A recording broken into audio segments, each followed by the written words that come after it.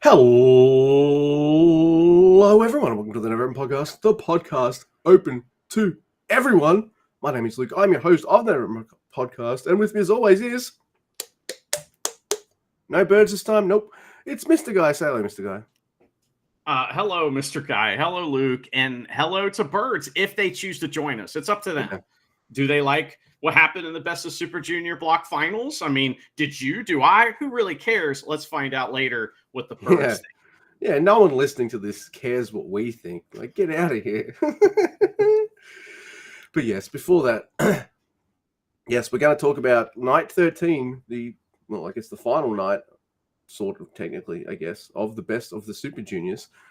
We'll crown the two finalists. Yeah, we will.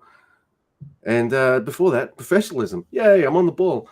There are ways people can contact and interact with us if they wish to. We're on the Tweety. I'm at Grumpy2EB. Mr. Guy is at Drusifer Tweets. Collectively, we are at NeverOpenPod. If you want to send us a written or voice email, you can do that too. NeverOpenPod@gmail.com. Also, if you got any of that Sasha Banks money, kick it our way. We have a Teespring store where you can get merch that'll make you look never as fuck. And if you want to watch us instead of listen to us, you can do that. Search us on the YouTubes. We're the Never Open Podcast. Hello. We need a gimmick for the YouTube thing. You got a gimmick for the looking never as fuck. I guess the t-shirt store gets two gimmicks, and the YouTube channel doesn't get any. So we can come up with something like, something with eye pokes. I'm thinking Takamichinoku, something like that. If you have something written down each time I mention the YouTube thing, and I'm like, I don't mention it like I do every time I pick my fucking nose and scratch my ass. So you're mentioning something and then saying, "Oh, thank God I don't ever mention that." Yeah. Well, we are on track, whether people know that or not. We are certainly on track. None of us are tired. None of us want to die right now. It's nothing like that. It's like we're here to talk about wrestling. And I was excited. We were back at Kurgan Hall for the show. This crowd, I mean, it was packed and stacked. There was like people sitting on each other's laps in fucking Kurgan Hall. Apparently, it was like just under 1,500 people, which is 200 or 300 more than they drew last year. I mean, I don't know how you don't pack that place for a show like this, but here we are, and the crowd was insane, and I loved them. It was an awesome crowd. It was a pretty damn good show, too. I quite enjoyed it. But we get probably like the match I like the least out of the way first. Well, let's get something else out of the way first. We got to set this show up, Luke. And there's two things we got to mention. One is that we have Walker, Texas Stewart, and Chris on commentary, which is nice. But also on Japanese commentary, there he is, as I predicted. Master Wato is there the whole night. And he's there to give his thoughts and not look scared of other wrestlers at all. He's not intimidated. It's like, I'm a dork, but I'm not a wuss. Like, get out of here. I mean... Not. Shut up. He's adorable and I love him. Leave him alone. Yeah, there they are. They love Master Wato. Oh my God. We'll get like the greatest commentary ever by a Japanese wrestler in an upcoming match. I'll mention that. But so just to talk on the commentary, I like Walker. And let's continue. Right, so we start off with Ninja Mac, Blake Christian, and Hayata. No, I didn't leave anyone out. Versus Kushida, Kevin Knight, and Shoma Kato. And all right, so Blake might have done the wrong thing of making himself look a little bit more presentable and handsome and a lot more facey. So he just comes out looking ridiculous in chaps for some reason. I don't know why he's wearing it, but there he is. He's come out a few times with chaps on, Luke. So he looks like a fucking dag every time. That's what I'm saying. Yeah. But bring that word back. That's good. Yeah. Also, it's a bit disappointing to see Ninja Max only a green belt as well. So that made me laugh. That was so funny. What? So green belt and what? Ninjutsu? I guess that's it, right? I mean, what's the best belt in ninjutsu is no belt. You can't see it, right? It's so good you can't see it. Isn't that that's the deal? Right. It's not even a belt. It's like you've got like, the shoulder things that you can snap, and they go on under your clothes so no one can see them at all. I don't know, man. I have no idea. But Ninja Mac is indeed a green belt. Look, I really like this, even though I just said it's like not that great because the finish is boring. But it's like kind of your nice little last hurrah to see some of these wrestlers for a while, because I don't watch Ring of Honor and I don't watch Noah, so it's nice to see Ninja Mac and Blake Christian again doing their thing. No, I didn't leave anyone out there. But look, Hayata enters New Japan, or exits New Japan the way he entered it, being really bland and boring, and winning with a hammerlock on Shomakato. Get the fuck out of here. It was a bridging hammerlock. It's boring. What a fucking... You just called it a hammerlock. It's a bridging hammerlock. Get out of here. This match was fun. They went out... But they went out... You're full of shit. Get out of here. Hayata is dung. Get out of here. That's garbage. Hayata's fine. And you're the one who sucks. But anyway, like to see Hayata with a podcast. I mean, he probably has 3 of them. I mean, to be fair, especially if you find him annoying, you're like, well, I mean, he's definitely got some podcasts, So yeah,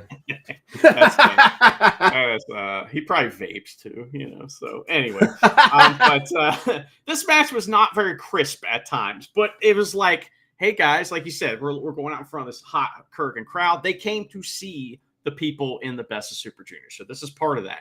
And, seeing them for the last time. And so all the wrestlers are like, hey, you want to just like do a bunch of crazy shit that might work or might not? And we're like, yeah, let's fucking do it. So that's kind of what they did. And that's a bit of a formula for a lot of the matches tonight. Like, I'm not saying they're not botch fests or anything like that, but there are little things here and there where you're just like, yeah, they're having a bit of fun. It's the last night. Let them cut loose and unwind at the same time, I guess, Yeah. I'm here for it, as the kids would say. Well, I was going to say as the young adults say. I think they're not kids anymore. Yeah, people that say that. So, they're not reading that kid shit anymore. They're reading the Hunger Games. There you go, Hunger Games, and they're doing the Maze Runners. You ever read Hatchet by Gary Paulson? How about Where the Red Fern Grows? All of them are traumatic, by the way. So young adult, it's like we could put blood in there. Let's fucking go for it. So. Anyway, you got to think, if you're a young adult by that point, you've probably played some video games where you've exploderized people into fucking nothingness. I grew up in the days of Pitfall Harry and things like that, so I hadn't exploded shit. My cousin just exploded me at football on the Atari every weekend, so that was it. So next week we have my parents, like, for some reason, like, looking back at it now, I'm like, yeah, it's perfectly fine, but it was funny to me, like, for a long time. Like, my parents did not mind me playing Leisure Suit Larry. And you know why? Because you have to understand things and type things in order to progress that game. And they weren't going to tell me fucking shit. So I ended up playing that for a little bit and thinking, like, this game's fucking boring. Go back to Dangerous Dave in the Haunted Mansion or something. But yeah. Anyway. That's great. Well, next, Luke, we have a match, and this match is another tag match. In fact, it is the team of TMDK, Zack Sabre Jr., Fujita, and Robbie Eagles versus Drilla Killa himself, Clark Connors, and Gato. We get all kinds of barking. They love barking at each other, these guys, And War Dogs attack. They back up their bark. So Connors tries a spear, but Fujita hits the O'Connor roll and just wins in like a minute. It was less than a minute. It was very quick. And I thought that was really funny. War Dogs attack again, but TMDK get triple submissions on them after the bell. The juniors challenge for the belt. That was a rare situation where in New Japan where more story happened than wrestling. Yeah. There was more guys standing around posing for pictures than there was wrestling. And I found that to be very amusing, and it was okay with, not that it matters whether it's okay with me or not, but point being, I enjoyed this a lot.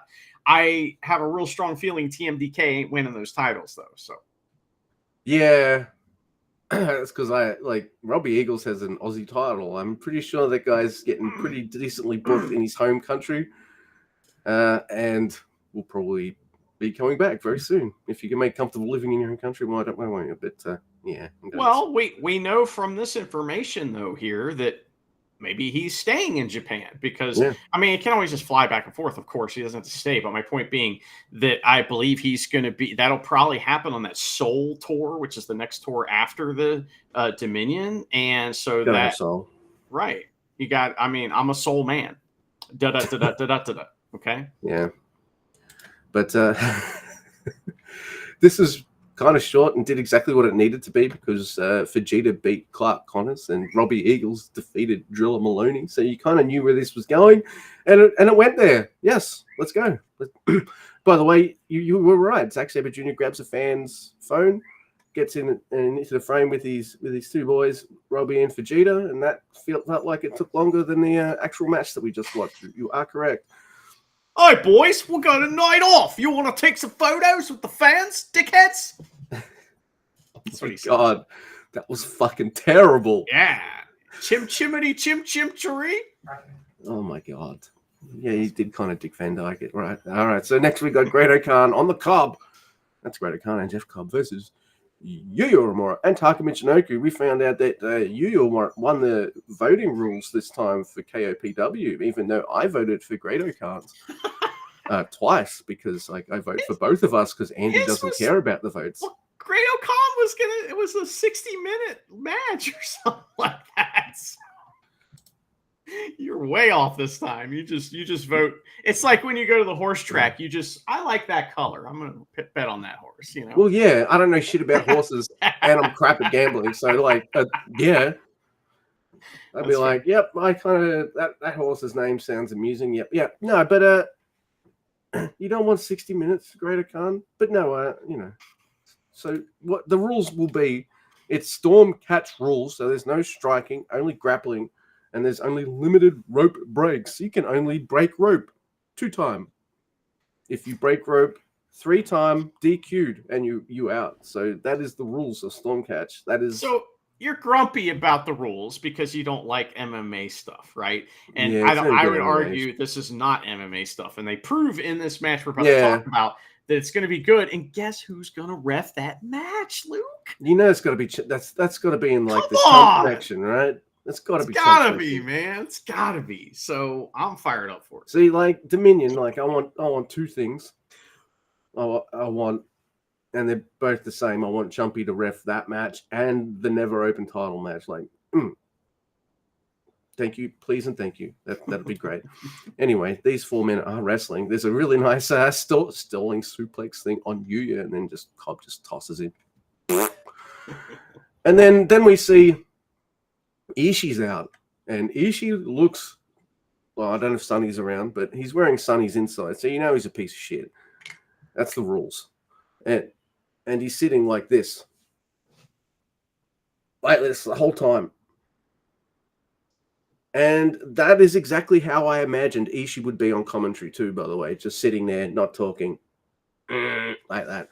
So he's absolutely wonderful, and he annoys me less on commentary than Chris Sharp. So there is that.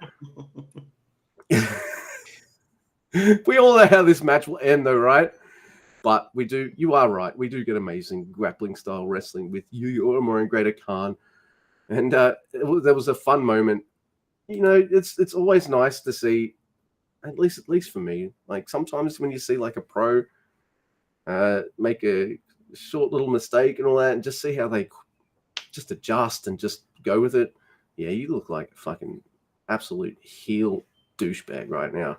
That's the dude that got the fucking schoolboy win in your only match. Like, that's this Mr. Andy right there. Which dude are you talking about?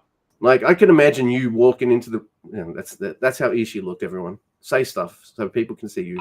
I think they just saw me, but I was just going to make the point that maybe he's just wearing transition lenses and they haven't adjusted yet. They're not Sunnies. You know, I mean, not that Sunnies aren't awesome. And you should. They're subscription Pitbull lenses. But there's a point where Taka's supposed to like do something to Jeff Cobb, and he slips, recovers almost instantly, rebounds off the rope, and the cheeky little shit gives Jeff Cobb a fucking big boot. And And Jeff Cobb's like, what? That can't go unchallenged. In fact, I think Tucker, what needs to happen here is you need to go on a holiday because tour of the islands on Tucker Michinoku. Jeff Cobb wins. Great-O-Khan is still pissed off that he's no longer the provisional champion of the King of Pro Wrestling. And he's trying to choke out Yuya, but Yuya gets the upper hand and stands over him. And Cobb has to be like, hey, man, it's chill. He's like, fine. Come on, hang loose, man. I think it's funny, too. Great-O-Khan's reaction was much like when he lost the title. I mean, he was devastated, Oh, yeah. He was acting like he was very hurt, emotionally and physically. You know what that reaction was? It's the reaction you see in a movie or something like that where some fucking filthy peon does something to piss off someone who's like an aristocrat or some kind of royalty dickhead. And he's like, I'm going to have you flogged. Are you serious? I'm going to take the stupid flag off the fucking thing and just go with the flagpole. Great-O-Khan, he is feeling pretty good about TJP right now. He's really trying to support his buddy. So he brought that crappy flag to the ring in lieu of his awesome flag, which is like big sacrifice there from Great-O-Khan. So he is definitely part of the aristocracy. There's no doubt about it. It's definitely right. He just calls people peasants all the time, and that's definitely like a fucking I was born in privilege kind of reaction to that. Like, never. How dare someone challenge me? I'm the best at everything. Well, this guy's nobody. Yeah. The aristocracy doesn't fall to the floor. It doesn't get weak in the knees. I used to do that when I was a little kid. My if I asked my parents for something and they said no, they always said I would get weak in the knees. I would just fall to the ground. That's fucking hilarious. Yeah. But I like how Cod's like, hey, it's all right. You two chill. It's fine. But then he gets out of the ring and suddenly Ishii doesn't want to sit down anymore or have his arms folded. So he just gets right in the fucking Cobb's face and doesn't say a word. You know what he's saying. Mm-hmm. Jeff Cobb knows what he's saying too and accepts the challenge. And I thought that was fucking awesome. I was already booked and everything. Yeah, so did I. But this is, I guess Ishii's not booked to wrestle tonight. So right. We need to put him on the show. Yeah. And it's interesting. It's fine. I was just glad Ishii was there because I like having Ishii around at all times, just sitting there looking all pissed off, and he did his job. It's funny, like Cobb like trash talks Ishii, like you said, but Ishii only focuses on Cobb, looking him right in the eyes the whole time. He doesn't even look at the title; he just looks at Cobb. It's like, you know what I like about that? Like very soon, like this is like two feuds concurrently going on right now for two titles. One's obviously Hanare Shingo for the Never title, and now we're getting big beef Never shit, but condensed into 15 minutes, which Never Open matches usually run for around 15 minutes ish anyway.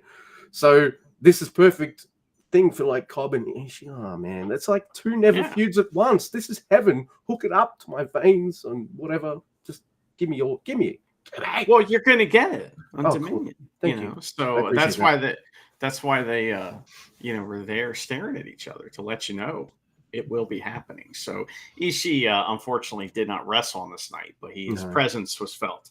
So next, Luke, we have another match. It is yet another tag match, but it's a good one. It's Bushi, Titan Hiromu, and Tsuji versus Yano, Boltin Oleg, Tanahashi, and Dragon Dia. And you're thinking to yourself, well, this is conflicting. Dragon Dia will be pinned, right? You're like, of course he's getting pinned, right? But maybe not, because you got Boltin Oleg there with a title and you got LIJ with nothing to do. I mean, there's come on, you also got Bushi there looking at those stank belts, like that meme where he's that the dude's just like rubbing his hands, like that's Bushi looking at those stank belts, and he knows Yano has one, so he hates Yano. I'm just worried this means Teton's sticking around. I mean, but if you're gonna put a belt on him, stank belts for sure. You know what I mean? That's the way to go. Like, you don't want Hiromu in that, right? No, he's not. Yeah, there's no way. You're right. I that's what I was thinking. I was like, well, it would be. And it's something fine for you to do for Yota Tsuji for now until you give him something better. Like, I don't know. But hey, okay, they might even lose. But on, really? That would suck if they. Come on. Bolton Any combination of LIJ should be able to fucking pick those titles. So right? the finish is Bolton Oleg stacks all three of them up on his shoulders. Does you can't, all right, and then pins all three stacked up in the middle of the ring. Bushi would have done the Bushi Rooney, but he was one of the racked and stacked, so he couldn't do it. Oh man, that's great. Well, at the beginning of this match, we get some good wrestling for Dragon and Teton, and as soon as Dragon starts to string some shit together, LIJ just attack and force like a bunch of dicks, and we get the Tsuji Hiromu slam there on the ace, which is fun. Oh yeah. Then Bolton Oleg runs in, and he runs wild brother and gut wrenches Hiromu all over the goddamn place. It's really his face though as he's getting gut wrenched is awesome. I love it. So Hiromu hits a lariat, and he sells his arm like he just ran into a brick wall. That's great. But then he hits the ropes and tries it another way and does get it.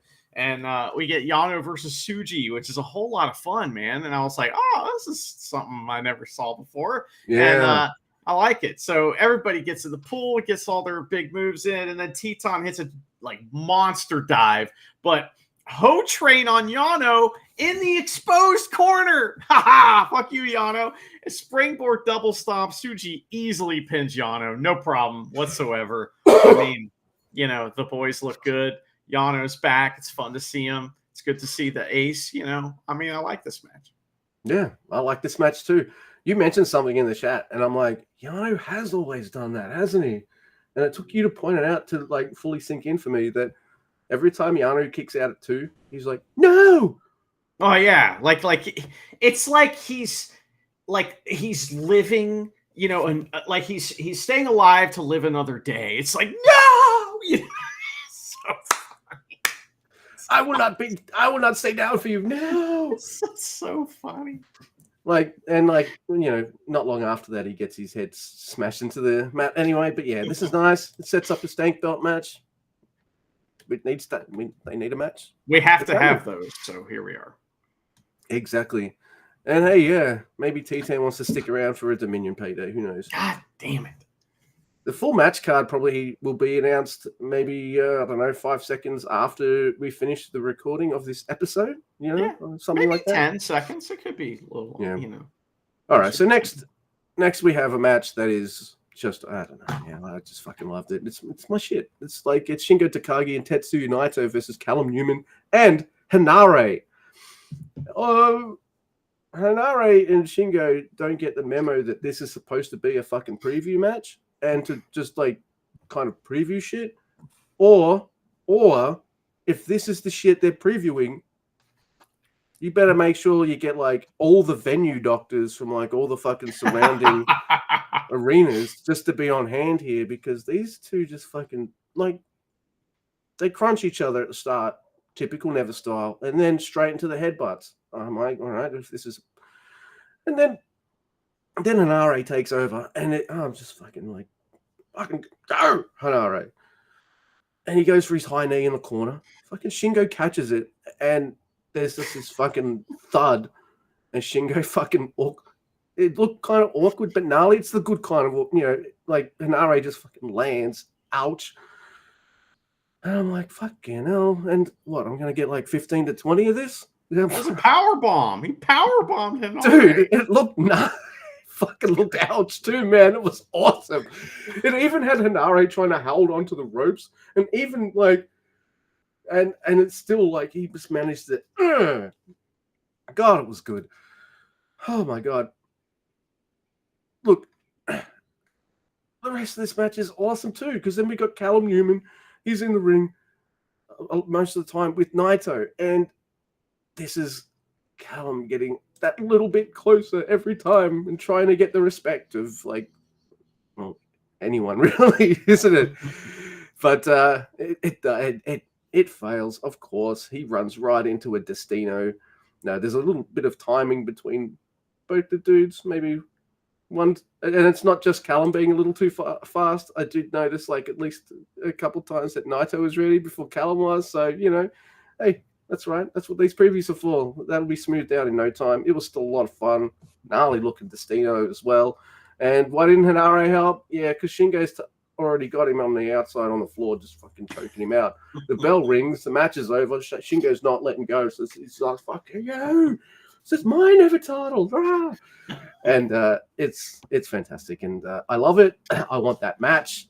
I want it, and it pains me that my friend is inconveniently having a birthday on that Sunday because the next day's a public holiday, so I won't get to watch Dominion live. You know, I've watched every Best of Super Junior show live, I think, too. So I might get up for it, but at the same time, I like to sleep at 3 a.m. You know. Yeah, right. Yeah. What's wrong with me?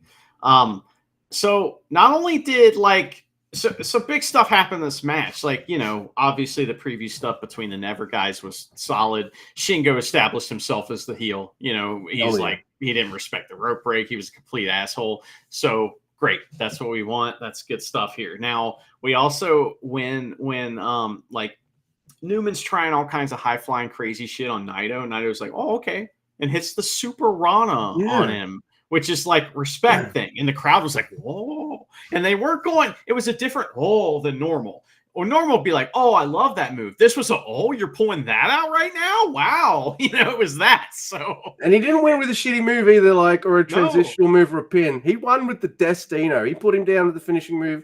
And I think it was another like bit of respect thing too when he kind of spat at Newman. And he was like, and Newman spat back. And I was like, oh, all right. We didn't see the spit back on camera, unfortunately, but maybe fortunately. Yeah, spit's gross, but yeah, you know, but commentary did explain it to us. Hey, that's wonderful. I appreciate how spit works. Spit respect. Yeah, pretty fun. So Luke, next we have a 10-man tag match, and this is all kinds of fun stuff. I could understand fans being underwhelmed by this, but I kind of like it. But then again, I don't want to see these guys get hit with chairs. But here we are. It's hot. House of Torture, all of them.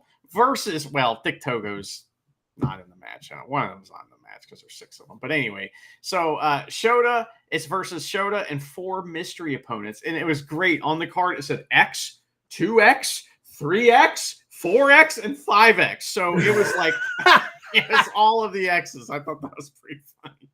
So, it was great. We get Evil and House of Torture come out, and they're having a good old time. Evil's the president, and he's the champion. You know, he's the best. Show's having a good time. He has the belt, and the lights go out, and they're like, wait, Dick Togo's right there. Yujiro's right there.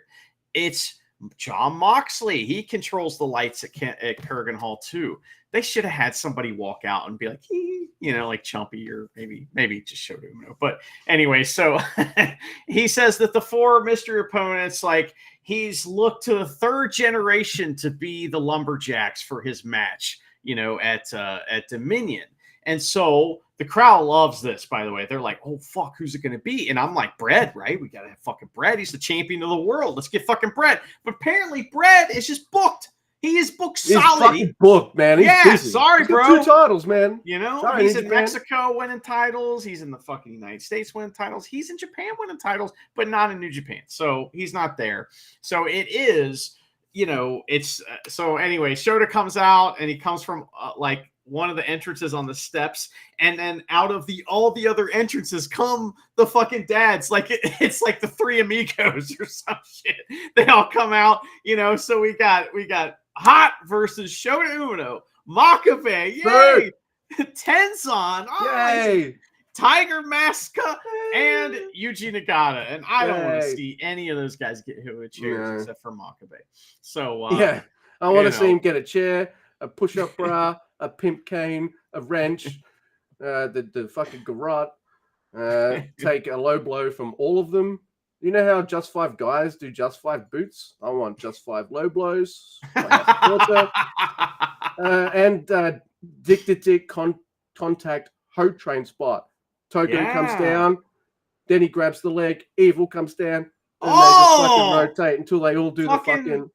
They're gonna do that one day, right? Merry-go-round. That would be amazing. It might be too entertaining though. You know, that's the problem. Somebody's got to do it to them.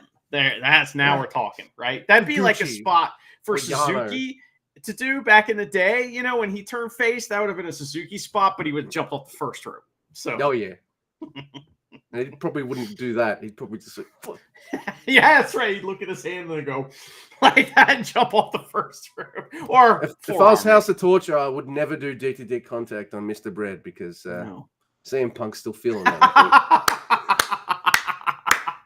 It's like a heat-seeking missile, that elbow when you're watching. So, all right, so we got a match here. Tenzon's doing Mongolian chops on everybody. The bad guys are beating up the good guys. It's madness all over. And it's not bad. Shota hits a Death Rider on was it Dick Togo? Yeah, for the win, and that was fun.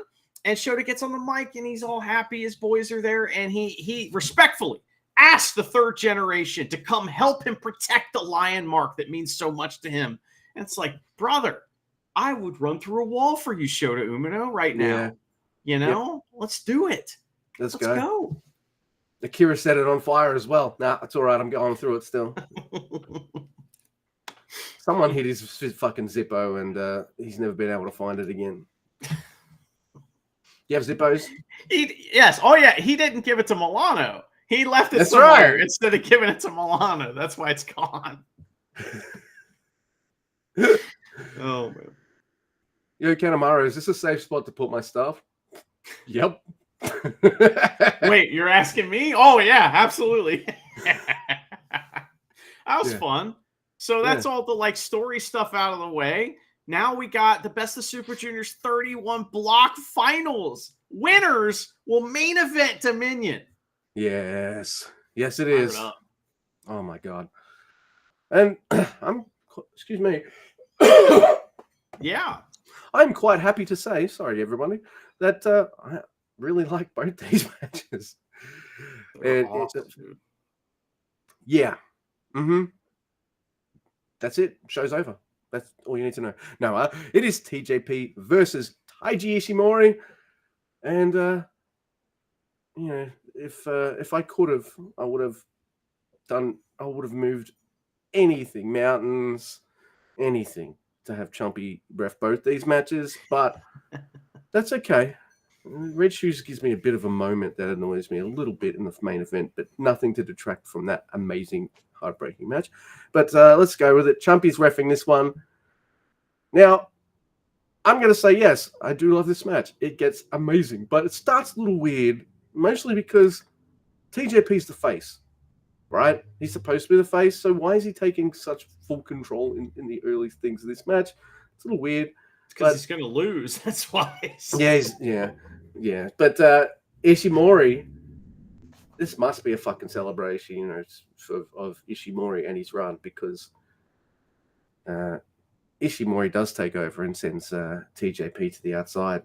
And I get a message from you. Did you see it? I saw it. You had to. I saw, everyone, Taiji Ishimori go to the corner, remove the corner pad, and just... I saw it. I'm proud of you. I'm proud of you.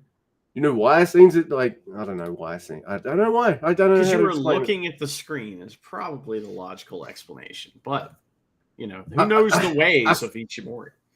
Probably because, I don't know. This was more, let's watch big chunks of this match before we take notes, rather than take notes as we're watching. So, it's big. Let's feel it. Yeah. Anyway, but once Ishimori takes over, it picks up more, because you want to see TJP kind of, be the face against Ishimori, because Ishimori is just a fucking asshole, right? So, and we see why he removed the turnbuckle. He just sends TJP hard through it. It looked pretty safe, but it looked kind of gnarly too. So I liked it. This is this has some gnarly shit in it where both men are putting a bit of extra stank on their moves, a bit of extra sauce, right? And I understand why they're doing that, because of the situation that they're in, but I have to imagine Ishimori's you prick, I've got one more match after this, right? Because he takes a top rope, I'm going to call it Frankensteiner. Look pretty Frankensteinish to me. And but as you described to me in the chat, I said man, Ishimori just fucking landed with a thud with that Frankenstein. And you're like, that was more like a Franken bomb or something. Like a driver. TJP took it like a driver, so it went like straight down, and he landed. Yeah. It was. Yeah, it was incredible. And then Ishimori, man, maybe I don't give this enough credit for this side of Ishimori, but Ishimori sells it, and I'm just like, are you okay, man? Like, a little worried for you there, bud. No, he's fine. Wrestles the whole entire match. Even takes another fucking stiff kick to the face at some point. Just eats it. Just right in the fucking... Like, all right, so not only is this match, they're doing extra stank, they're pulling out fucking the big moves. What I also see is some of the fastest, like, imagine Callum Newman was a mat wrestler. That's what these two do on the mat, because it's so fucking fast. Bumper splash, and in like fucking 2 seconds, there's a boner lock. No, Hanoi stretch. No, there's a boner lock. No, I'm pinning you now. And it's just, there's several instances of like that, and it's just, I'm like, that is two people at the top of their game being absolutely fucking amazing. It's just so fast and just so fluid, but also kind of really mean. Like, these two really knew each other well. I loved it. Just, I get worried a little bit though too when I see a bomber splash. But as I said, Ishimori rolls through, Hanoi, boner lock. Oh my god, it's awesome. We get a reverse fucking bloody Sunday, then a bloody cross. Taiji Ishimori, he is in the finals. He is main eventing Dominion. I thought this match was gnarly. I fucking love this match. I'm putting it over big time. It was great. Walker said that they hadn't touched in a couple years, maybe 3 years, and like they've never had a singles match. Yeah, he said they never had a singles match. So, that's what I thought I heard him say. Maybe I heard that wrong. No. I'm pretty sure that's what he said. So, I mean, shit, it was incredible, right? So, It's when you watch the best of Super Juniors, and it's like a main event type situation. This is what you want to see, and this is it right here. This is the best of the Super Juniors. It's just names on the fucking front of the building. So it's I thought this was incredible, and like I went into this match, foregone conclusion, Ishimori is going to win. Now I didn't really ever at any point think that he wasn't. Just because TJP was getting so much shit in at the beginning, I'm like, what's going on here? So, that similar thing happens in the next match a little bit. But Walker Texas Stewart also mentions the Cruiserweight Classic during this match because TJP was in it, and I don't remember in what context he was talking about. Didn't he win? Maybe he did. I don't remember. I watched the whole damn thing. Same. Zack Sabre Jr. and Kota Ibushi were both in it. Yes, and I was going to also bring up Tajiri was in that. So was that wild? That was like right before. I was like the Wild West for some reason at that time. It was so nuts when the WWE Network first came around and they were like, we need wrestling. Let's just fucking hire everybody. That was great. So I recommend going back and watching some of that. It was really fun. So anyway. That was a good tournament. Yeah. Yeah, so I really enjoyed the couple bumps that were taken in this match. You mentioned a few of them, but there was one that was like, I mean, we knew he was fine, but you could have also said he's dead, and I would have been like, I believe both things. It was Schrodinger's bump, because like fucking what's his name? TJP sitting on the ropes. They're fighting on the top rope. And so he ends up sitting next to Ishimori. Ishimori's in the center. He's sitting off to the side on the ropes. And Ishimori just chops him one. And he's like, fuck. And he chops him again. And he bumps straight down onto his neck on the apron. And it was like, awesome. Yeah. So normally when like someone like Ibushi, for example, does that, it's a little too gnarly. It's like, you know what I mean? It's like, brother, come on. You want to walk the rest of your life, right? This was like, again, you could have told me it injured him. You could have told me it was the safest thing ever, and I probably would have believed both. That's how good it was. So, especially since like Kota Ibushi's injured himself. Like, remember when he wanted to, don't worry, Will Ospreay, I will put over the hidden blade for you. Out for fucking 3 months with like major concussion issues and shit. Like, all right. Just because he leaned back into the fucking thing. And what's going to happen when you lean back into it? Fucking idiot. He's like a modern day Sabu, you know. Yeah, pretty much. But he's got chops, wrestling chops. So anyway, well, that was fantastic. If that had been the main event, I wouldn't be mad at all. No. But the main event is also the main event in our heart loop because it is true. El Desperado versus Doki. And listen, I got a lot to say about this. So is what it is. The reason that Doki's even in New Japan is because of Desperado. Yeah. All right. What a bit. I mean, this is such a huge match just for that reason alone.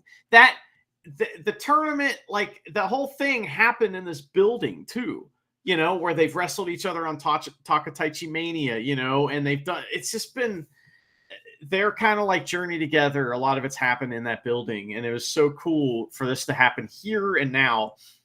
So these two guys are they're evenly matched at first a little bit, but then Doki starts whooping ass just like TJP was at the beginning of the other match, and I was like, fuck. So they do mat wrestling and stuff, and Doki bridges up to get out of one hole, but Desperado does it again just to get out of another one, you know, it's all good. And Doki gets a Rana on the floor, which was nasty. Right? That was really cool. After Desperado bailed to the outside to get away, and Doki's like, I'll just come kill you out there. So Doki's absolutely dominating, and it's like, oh. So he avoids fuck your leg over and over again, all right? But finally, Desperado catches Doki in the air, and he kind of does what Robbie Eagles did recently, where he kind of like has him like almost in a like top high angle bear hug kind of thing, but then he just like crosses his legs and bam, like, you know, double knee smash right on the fucking. I feel like that's been the trend of this tournament, kind of gnarly looking knee smashes in interesting kind of like positions and ways of hitting them. Like he even crossed the leg a little, so the knees look crossed together, and then fucking did it. And I'm like, man, I hope that's safe as shit because it looks fucking nasty. Yeah, I don't even think Doki's knees hit, dude. Honestly, yeah. When Desperado hits that move, the crowd. Yeah, they love it, but they don't love that he's just done that to Doki. Because you know what? I'll let you talk about the match again in a minute, but I want to point out one thing I heard. I had my headphones on, so yeah, watching this, and I didn't hear the crowd yelling for Doki. No, not like Doki. I heard that, yeah, but I also heard Doki. Doki!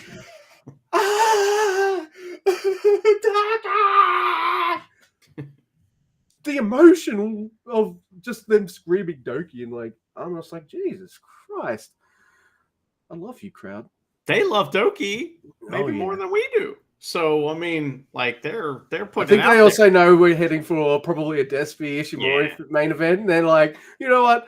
Let's put our support in for the underdog, man, because he's been awesome this tournament. Why not? Well, Desperado is smart.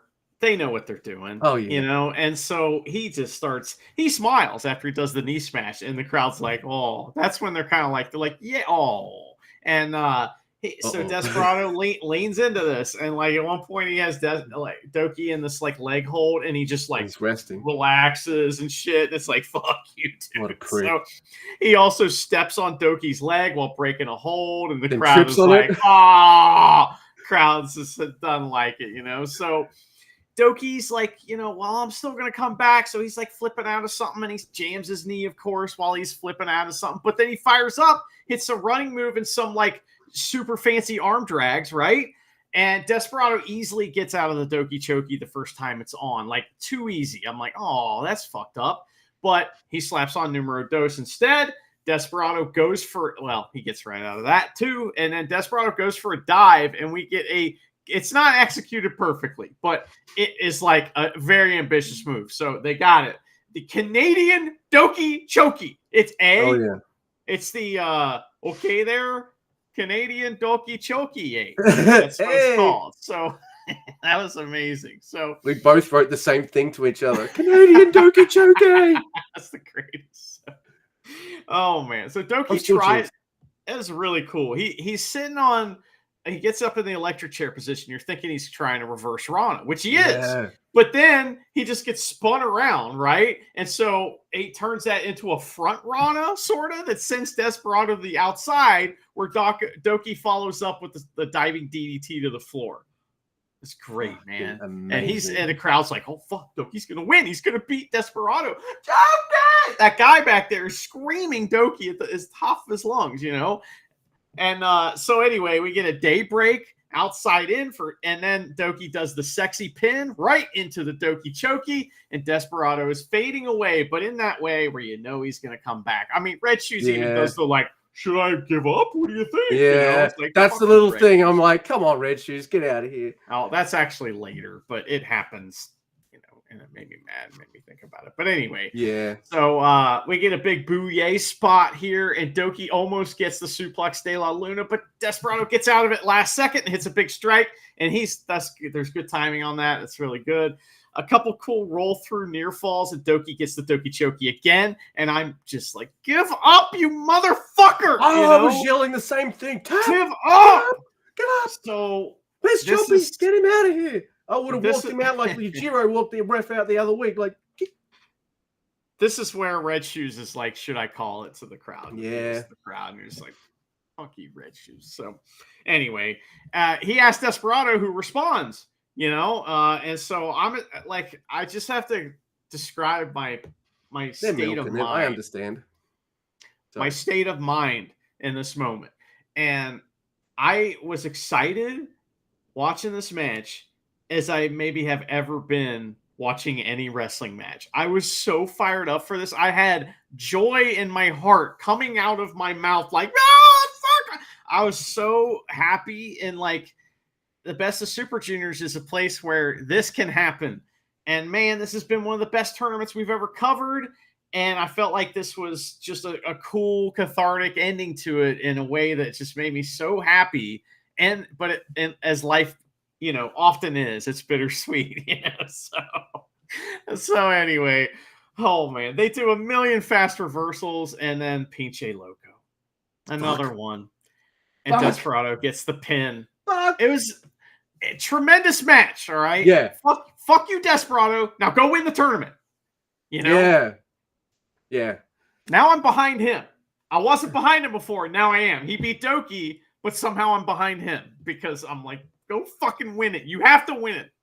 I'm also pro Desperado winning the whole thing, but I might not tell Charity that within earshot. I was like, hey, Charity, Ishimori's he's going to main event Dominion. She's like, wow, that's pretty cool.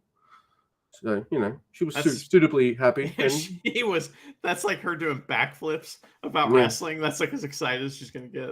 She just did the ninja special.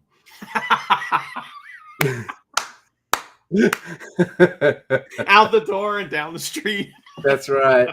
That'd be great. She taught Wilma how to do that too, and the Beagles fucking did one onto the top of a bird and just went.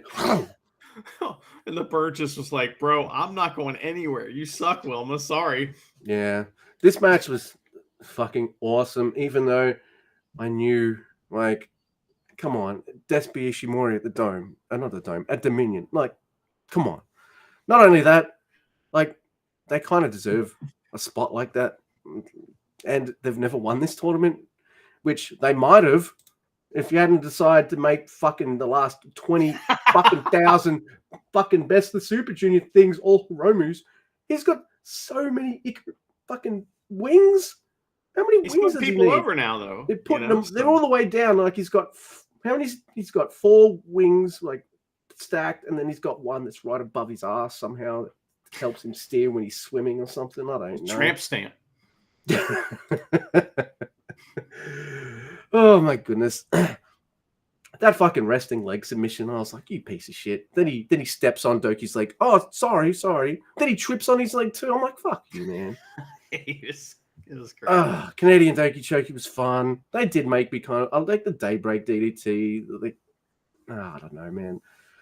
I like the spot where Desperado even hurts his neck. He sells his neck being hurt after doing the German bridging suplex. Oh, my God. Yeah, I feel like Doki's one of my guys, and I hate seeing him lose. But Doki's also one of those guys where I've seen him lose big matches now. I'm talking about that tag team match with him and Kanemaru versus Catch 22. They lost. I'm pretty sure he got pinned. I loved it. 30 minutes with Hiromu that first time. I've seen him have big matches and lose, but then you think after that match, how good is this guy, man? Doki fucking rules. And Despy put him over, man. Didn't even try for the pin after the pinch alert. Go, hey, respect. I would have put you down for good. I would have put a full stop on this because, he was taking him to the limits and stuff. So, I don't know, man. I'm heartbroken. Of course, I wanted my boy Doki to main event the second biggest New Japan show of the year, arguably, right? But I can't be mad. Despy and Ishimori both deserve a main event spot like this and to win. But I'm probably going to be more for Despy. I don't know. So, I guess you could say there was a few episodes, I guess, were a bit feeling here and now. It was a bit of a roller coaster-ish, but now that we're at the end, I'd say that was a pretty good tournament, Mandy. I loved it, And as far as Doki's progression, I mean, you got to crawl before you can walk. You got to walk before you can run. You made it to the finals. Come on. And he beat Robbie Eagles. He got that monkey off his back. So I mean, that was big for him. He still has show out there to to fuck with him, and so there's stuff for him to do. This is a big deal for him, and I just can't imagine him winning. I don't know if that would be the best thing for him right now. I think where he's at's good, but I am the venerable apologist for all things New Japan, and I defend pretty much everything. Well, look, Doki, this the little jobber who got himself absolutely shredded, though he won't show us. He's doing a Tongaloa here. I'm like, come on, man. Listen to ALP. Show off the tits. That's what ALP used to say about Tongaloa. Well, I'm sure Doki can peck pops as good as Mr. Bread, but he don't want to. He's not trying to show off. That's right. And I think he's probably super handsome as well, obviously. So I mean, he's no Tai Chi, but that's right. Oh my goodness. All right. So I've loved. It's a great tournament. Yeah, it might be the best one we covered because it doesn't have a fucking. I don't know. I'm not. My rant levels have been drastically reduced. Well, there's no other tournament going on at the same time, so that's a good thing, right? Yeah. Because they've done that twice. Where we had World Tag League or something going on at the same time. It wasn't so grueling that we were about to kill each other. We're doing 80 matches. I'm like, fuck. So, I mean, I don't know. I thought it was pretty easy going. It was a good time. We podcasted a bunch. We watched a bunch of wrestling, some of it live, some of it not. It is what it is, man. I thought the tournament was great. I'm excited to see what happens at Dominion, because I have a feeling we're going to get some surprises there.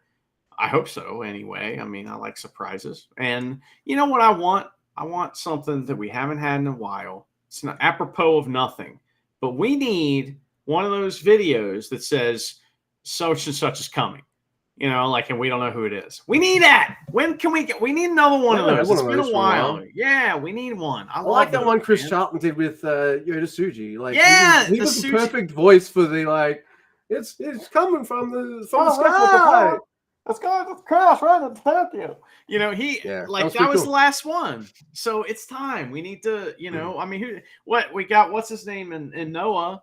He could come back. I'm sure there's somebody out there that could bring back. You mean Ninja Mac, right? Not Hayata. No, I was talking about the young lion that's in Noah. Riho Iwa. Ah, yes. Oh, yeah. There's a young lion right there now on excursion. Yes, that would be lovely. I'd love to see him again. Sorry, I was like, what the fuck are you talking about? And then I thought, are you segueing into the diary? Because I know, Mr. Guy, I know you're tired. I know you're exhausted. But maybe a nice little chuckle for the end of the tournament. Just a bit of a catharsis. It is episode 81 of Road to the Diary Master. Yay. 81. So yes, it's called episode 81, Road to the Diary Master 81. They want to make sure you know. Yeah. I mean, what's the problem, Luke? You don't have to read it twice.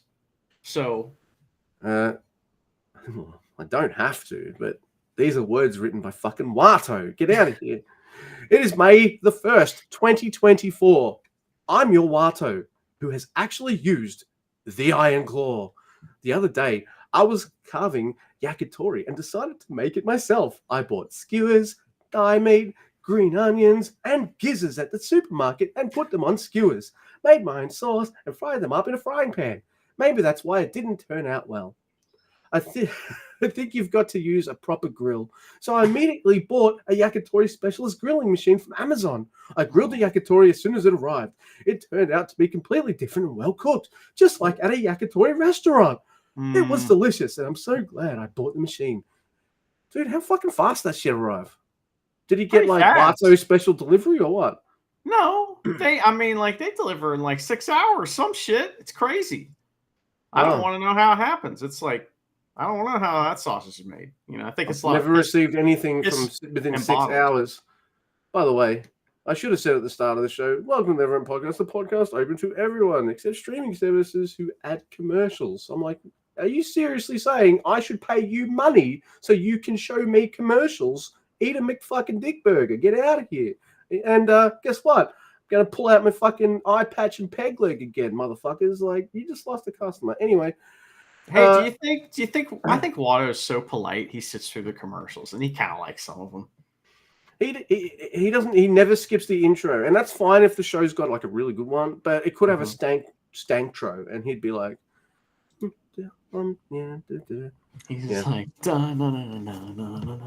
he knows the fucking all the words to the Big Bang Theory. Anyway, there's a picture of his yakitori before and after he got the awesome griller in like no time at all. Wow. But anyway, 2 months have passed since my knee surgery, and on the day of my checkup, I saw Tenzan-san was going to the same hospital, so he gave me a ride to the hospital. Why don't you leave the fucking apartment building at the same time? Like Makabe gave him a ride in the last episode. Watto's getting rides all over the place, man. I'm thinking he's hanging out with the dojo, or he's hanging out with the dads and stuff. Why not? Whoever's got a free car that maybe doesn't have anything going on, Watto's over there hanging out. We're pretty decent for his spirits too, man. Like all those dads, they know what it's like to be on the shelf and fucking how much it sucks balls, man. So yeah. But dude, Makabe, like, come on, man. The doctor checked to see if there was any pain when bending and straightening my knee. And since there was no pain, I was given permission to ride my bicycle on sunny days. So long as I can do it without straining myself. I was so happy. The next day I got on my bike for the first time in 3 months and went to the dojo to test out my legs. It was a great cycle ride. Wait a second. The prescription is only on sunny days is he allowed to go out. And that's like every day's a sunny day for Watto. You know, every day's a sunny day. He looks outside and it's raining, and he's like, God damn, it's just so great to be alive. I'm getting on that bike. So. You know, he's the type who, like, even though he's like a grown-ass man, he's like, can I have my lollipop, please? Yeah. At the end of the doctor checkup? Mm-hmm. That's right. If he doesn't get one, I can just imagine the little dog just like, you know, putting on the recitamente on the doctor through the table. I want my lolly. And I'm taking the last grape one. RPP off the counter. You know. Yeah, my legs are fine, bitch. That's right. It's a sunny day. Anyway, it's nice to know we can bike ride. I like that. Yeah. Meanwhile, I went to see the movie Iron Claw, which was released on April 5th. Perhaps because he was a wrestler who was active in Japan in the 70s, the audience at the movie theater was mostly men in their 60s. Dude, you live in Japan. Everywhere you go is mostly people in their fucking 60s and above. What, are you serious? He goes to the dojo. It's mostly men in their 60s.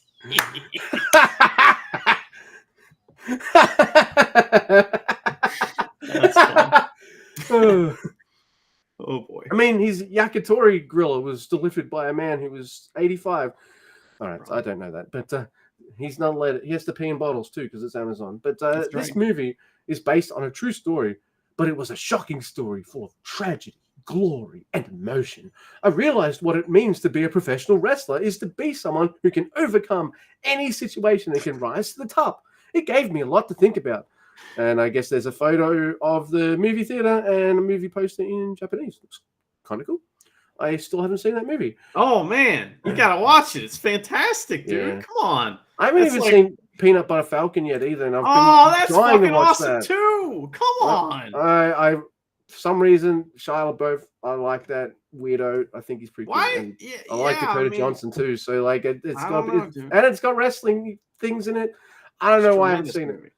Well, anyway, Iron Claw was awesome, and I think it's interesting. It's like the message of positivity is like maybe at the very end you can interpret there's a little bit of positivity, but it's one of the most heavy movies ever. And like Watto's like, I just need to be better and I can win everything. That's the message. Everyone watching that movie, you can't. I guess even though I might not have watched a lot of their shit because it was before my time, you can't like be a wrestling fan since the 90s and at least not know anything about the Von Erichs and their story and stuff. So you kind of know that it's not going to end well. But I like that tease into what you said about Watto. Like, maybe something tragic was happening, but in the frame there was like one ray of sunshine, and then he was like, "Oh, this is beautiful. It's sunny." He rides his bike in that one little spot. Gets himself a unicycle just in case it's sunny on the telly. Anyway, please come and see it. I used to use the Iron Claw on my brother a lot. Lol. See ya.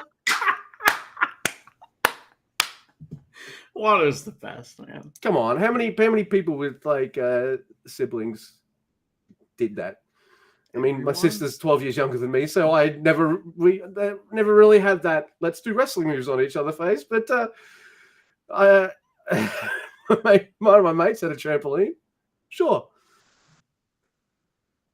That movie's awesome. But we wouldn't do like elaborate things like the rock bottom on the trampoline. Like we're not doing ranas and shit. Well, I mean, you didn't learn yet. You didn't get into trampoline wrestling training yet. That's right. No. So, just saying, you do the training, you'll learn how to do the ranas. You'll know, and most of all, you'll learn when to do them. It's very important to know when. Can you imagine? Like, I can imagine. Say Watto's working at the New Japan shop, and someone comes in and buys his shirt, and he's like, "Would you like a receipt?" And he's like, "Yep." And it's receipt to Mente. And he's like, ha, ha, ha, ha, ha. He's putting them in the lock, and he's like, we're having fun. We're bonding, you and I. And the guy's like, ah, ah. Marty's freaking out because his side gig is New Japan tables. He's going through all the tables because of Watto. Carrying a table, and he's like, oh, fuck. I wish Marty had to carry a table with him everywhere he went. That would make his life way harder. I like that we made that at Marty's side gig. He's got Chumpy's Chump on boot camp. He's got the bus driving gig. He's the ref and tables. Well, he's also like the doofus like police officer that's investigating, the evil partner or the evil like opposite gym of the Three Dads gym, Suzuki's gym. So he's an unwitting pawn. They caught him. You know how they caught him? In Suzuki's gym? Suzuki was stretching someone out in a submission hold, and he couldn't help himself. He tried to cover his mouth, but it was too late. They're like, Donnie Brasco. Oh, my goodness. Chumpy Brasco. That'd be amazing. He's like, hey, you see them wrestling boots? They're fucking Fugazi's Tenzon. Who sold you these boots? Oh, is that Ray Liotta? It's Al Pacino, man. And Al Pacino.